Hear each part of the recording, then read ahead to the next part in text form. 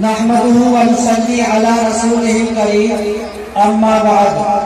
فاعوذ بالله من الشيطان الرجيم بسم الله الرحمن الرحيم انا نحن نزلنا الذكر وانا له لحافظون صدق الله العظيم وقال النبي صلى الله عليه وسلم خير من تعلم القرآن وعلمه او كما قال عليه الصلاة والسلام۔ محترم حضرات اور اسٹیج پر جلوہ افروز علماء و حاضرین جلسہ، میں نے آج حضرات کے سامنے قرآن کریم کی ایک چھوٹی سی آیت تلاوت کی ہے، جس میں حق تعالی شانہ نے ارشاد فرمایا کہ اس قرآن کریم کو ہم نے ہی نازل کیا اور ہم ہی اس کی حفاظت کرنے والے ہیں۔ جو حضرات نبی کریم علیہ السلام کی زندگی سے وابستہ ہے، آپ علیہ السلام کو اس دنیا سے رخصت ہوئے تقریباً 1400 سال کا عرصہ ہو چکا ہے، لیکن اس دور میں اللہ تبارک و تعالی نے قرآن کریم کی حفاظت کی ذمہ داری لی ہے، اور یہ ذمہ داری اللہ رب العزت نے کس انداز میں لی ہے وہ آپ کے سامنے ابھی پیش ہے۔ تو حضور اکرم علیہ السلام کے بعد قرآن کا معجزہ علی الاعلان ہے کہ اللہ تبارک و تعالی کے اس کلام میں جس شیطان نے اس کو رد و بدل کرنے کی کوشش کی، اس کی کوششیں ہمیشہ ناکامیاب۔ پھر اللہ تبارک و تعالی نے خود وعدہ کیا کہ دنیا میں کتنا ہی بڑا عقل مند اور سائنسداں آ جائے، لیکن قرآن کریم رد و بدل نہیں کر سکتا، اس کے اندر کمی بیشی نہیں کر سکتا۔ لہذا ایک پادری کا واقعہ مختصر سا کر کے میں آپ کے سامنے بیان کروں۔ ایک پادری جو کہ بہت ہی فصیح بلیغ کلام کیا کرتا تھا، اور اس زمانے میں اس سے زیادہ پڑھا لکھا کوئی آدمی نہیں ہوتا تھا، لیکن خلیفہ مامون رشید کے یہاں ایک مجلس ہوا کرتی تھی جو علم کے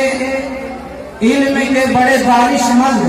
مامون رشید کی مجلس میں آیا کرتے تھے۔ اس مجلس میں یہ یہودی بھی پہنچا اور اس نے مامون رشید کے محل میں جا کر جس وقت اپنے علم و ہنر کو بیان کیا تو تمام کے تمام دانشمند پریشان ہو گئے، لیکن جب مامون رشید ان سے مخاطب ہوئے تو مامون رشید نے ان سے کہا کہ آپ علم و ہنر کے پیکر ہیں، اور آپ علم و ہنر کے اندر جتنی دانستہ اور جانکاری آپ کے پاس ہے وہ ہمارے محل میں کسی کے پاس نہیں ہے، پھر آپ ایمان کیوں نہیں لے کر آتے؟ تو یہ حضرات مامون رشید کے سامنے اپنی باتوں کو بیان کر کے محل سے نکل گیا، اور جب 1 سال کے بعد آیا تو یہ مسلمان ہو کر کے مامون رشید کے محل میں پہنچا، پھر اس انداز میں پہنچا کہ اس کی وضاحت قرآن کریم کے متعلق تھی۔ مامون رشید نے کہا کہ آپ وہی لوگ ہیں، ان لوگوں میں سے ہیں، آپ وہی فصیح و بلیغ کلام کرنے والے انسان ہیں کہ پچھلی سال میں نے آپ سے جب کہا تھا کہ آپ ایمان کے اندر داخل ہو جائے تو آپ نے ایمان کو نہیں قبولا بلکہ انکار کر دیا تھا، پھر یہ کیا وجہ ہوئی جو اب ایمان کے اندر داخل ہو کر کے پورے نبی کریم علیہ السلام کی شریعت مطہرہ کے مطابق آپ نے اپنے زندگی کو بدلتے ہوئے پھر ایمان کے اندر کیسے داخل ہوئے؟ وہ کون سی ایسی چیز تھی کہ جس نے آپ کے قلوب کو جھنجھوڑا اور ایمان لانے پر مجبور کیا؟ اس یہودی پادری نے کہا کہ میں نے انجیل توریت زبور میں رد و بدل کی، تو انجیل کے ماننے والوں نے انجیل کو مجھ سے خرید لیا، توریت کے ماننے والوں نے توریت کو مجھ سے خرید لیا، زبور کے ماننے والوں نے زبور کو مجھ سے خرید لیا، لیکن جب باری آئی قرآن کریم کی،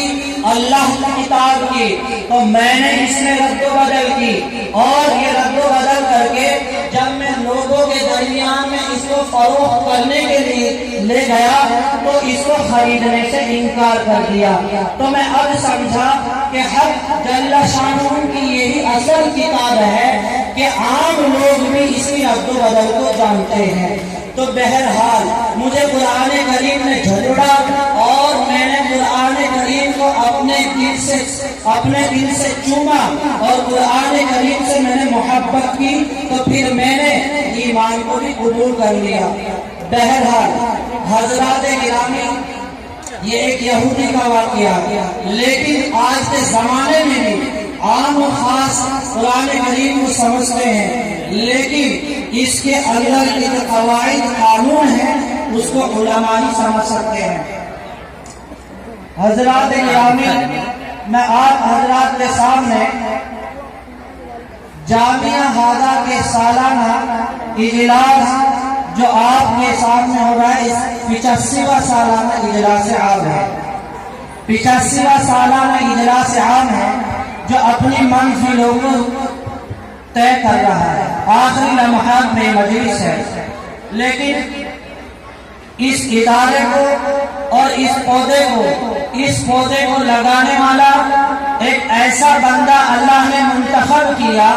کہ جب اس نے اس پودے کو لگایا اور یہ پودا پھولنے اور پھلنے لگا، تو اللہ تبارک و تعالیٰ نے اس بندے کا انتخاب کیا کہ جس کے ذریعے اللہ تبارک و تعالیٰ نے صدیوں کا کام لیا۔ یہ 85 سالانہ پرانا ادارہ جو علاقے میں اس سے پرانا ادارہ نہیں ہے، الحمدللہ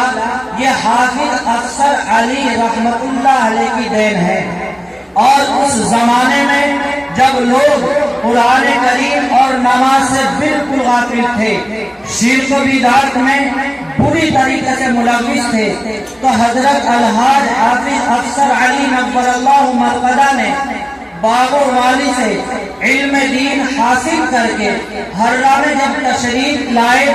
اور آپ نے ہررا میں نورانی قاعدہ پڑھانا شروع کیا، تو لوگوں نے اس وقت میں حضرت الحاج حافظ افسر علی کا مذاق بھی کیا کہ یہ کہیں سے نیا دین سیکھ کر آیا ہے۔ یہ ہمیں 10ویں اور 3 اور قرآن کریم کی جو ہے گھر میں تلاوت ہونے کے بعد جو کھانا کھلایا جاتا ہے اس سے روکتا ہے۔ بہرحال حضرت حافظ افسر علی رحمت اللہ علیہ کے ہم احسانات کو جب تک یہ گاؤں یہ قصبہ باقی ہے تو ہماری آنے والی نسل بھی حضرت الحاج حافظ افسر علی رحمت اللہ علیہ کے احسانات کو بھلا نہیں سکتی۔ یہ انہی کی قربانی اور انہی کی محنت کا صلہ ہے جو الحمدللہ آج ہم ان تمام شرک و بدعت سے پاک اور صاف ہیں، اور علاقے میں اسی مدرسے کا قید ہے کہ جس سے ہزاروں مدارس آج بھی قائم ہے الحمدللہ۔ اور پھر خوشی کی بات یہ ہے کہ جتنا بڑا ادارہ یہ آپ اپنی نظروں سے دیکھ رہے ہیں، یہیں سے پڑھ کر جانے والے طالب علم جنہوں نے اس مدرسے سے فیض حاصل کیا ہے الحمدللہ وہ بھی آج اسی طریقے سے اتنے بڑے ادارے کو چلا رہے ہیں۔ تو ہررے کا قید ہررے تک نہیں بلکہ دور و دراز تک نکل چکا ہے، اور اسی مدرسے کی برکت ہے کہ جو ہررے کو پورے ملک میں جانا اور پہچانا بھی جاتا ہے۔ حضرات گرامی، یہ جامعہ کا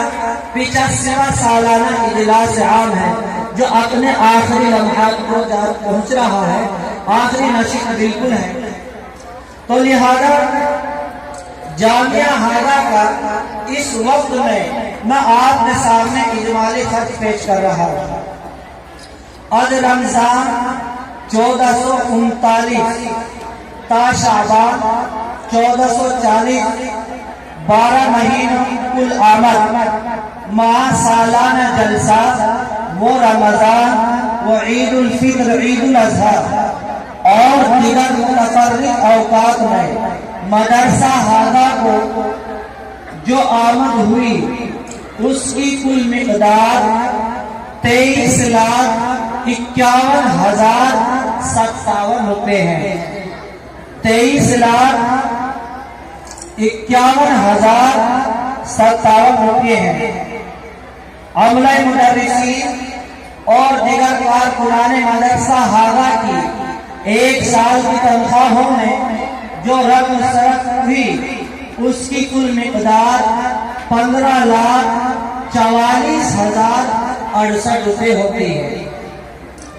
تعمیرات اور مطبخ میں جو رقم صرف ہوئی اس کی کل مقدار 7,99,483 روپے ہے. کل خرچ مدرسہ ہادہ کا ایک سال کا مکمل خرچ غلے سے الگ 23,99,551 روپے ہوتے ہیں. تو بجٹ اس سال میں جامعہ ہادہ کو جملہ مصارف پورا کرنے کے بعد جامعہ ہادہ کو جو بچت ہوئی وہ 7,506 روپے کی بچت ہے الحمدللہ. لیکن جس طرح سے آپ حضرات نے جامعہ کی طرف توجہ فرمائی تو ہم نے بھی قدم آگے کو بڑھایا. اس وقت میں جامعہ ہادہ میں کام کرنے والوں کی تعداد مدرسین و ملازمین 22 ہے. 22 افراد پر مشتمل ہے الحمدللہ، جس میں 2 ماسٹروں کا بھی مستقل انتظام کیا گیا ہے جو عربی کے بعد انگلش کا گھنٹہ وہ بھی پڑھاتے ہیں. بہرحال آپ کے سامنے جو جامعہ میں کام ہوا وہ تمام کے تمام حضرات کے سامنے موجود ہے. آئندہ بھی میں آپ حضرات سے انشاءاللہ درخواست کرتا ہوں کہ اپنے اس محبوب ادارے کا ہمیشہ تعاون کریں. جس طرح آپ حضرات نے اس ادارے کا ہمیشہ تعاون فرمایا آئندہ بھی اس کا خاص خیال فرمائیں گے انشاءاللہ. لیکن اب آئندہ جو ہمارے منصوبے ہیں وہ انشاءاللہ اللہ کی ذات سے امید ہے کہ وہ پورے ہو جائیں گے، جس میں کہ ایک سلائی سینٹر کی تیاری ہے تاکہ طلبہ تعلیم کے ساتھ ساتھ ہاتھ کی دستکاری بھی سیکھ سکے. پھر کمپیوٹر سینٹر کی بھی تیاری ہے تاکہ ہمارا ایک طالب علم جب جامعہ ہادہ سے اپنی تعلیم حاصل کر کے دروازے سے باہر ہو تو اس کے پاس علمی اور عصری دونوں علوم موجود ہوں. لیکن جس طرح سے آپ حضرات نے ہمارا ساتھ دیا ہے الحمدللہ وہ آپ کے سامنے موجود ہے. لہذا میں اپنے ان طلبہ سے درخواست کرتا ہوں جنہوں نے اس سال حفظ کلام اللہ شریف سے فراغت حاصل کی ہے ان کے اسماء گرامی درج ذیل ہے. سابقہ